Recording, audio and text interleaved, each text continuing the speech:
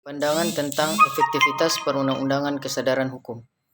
Peraturan perundang-undangan, baik yang tingkatannya lebih rendah maupun yang lebih tinggi, bertujuan agar masyarakat maupun aparatur negara dapat melaksanakannya secara konsisten, tanpa membedakan antara masyarakat yang satu dan masyarakat yang lain.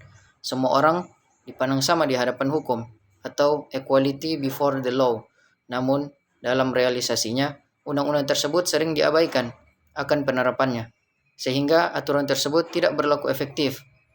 Nah, tidak efektifnya suatu peraturan disebabkan karena yang pertama, undang-undangnya kabur atau tidak jelas, kemudian kedua, aparatnya yang tidak konsisten, kemudian yang ketiga, masyarakatnya tidak mendukung dari pelaksanaan peraturan tersebut.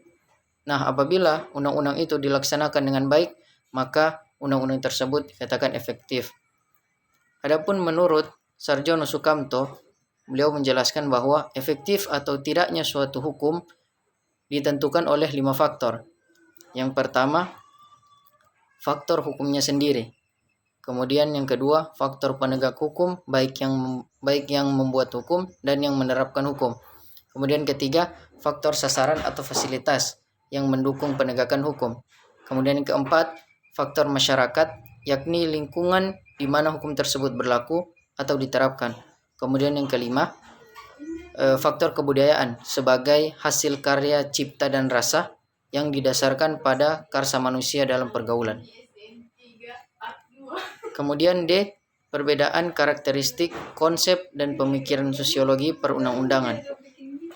Konsep peraturan perundang-undangan di Indonesia meliputi beberapa konsep, yaitu konsep pembentukan peraturan perundang-undangan harus sesuai dengan konsep negara hukum Pancasila.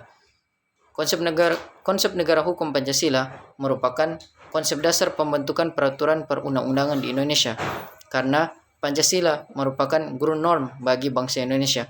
Selain itu, konsep pembentukan peraturan perundang-undangan yang baik harus mengedepankan perlindungan HAM.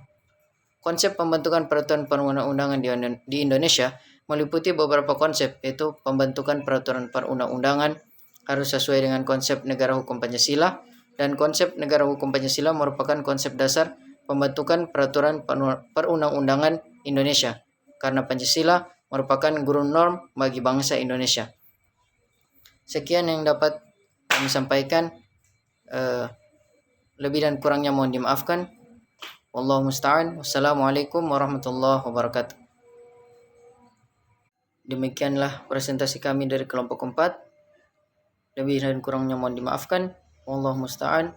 Wassalamualaikum warahmatullahi wabarakatuh.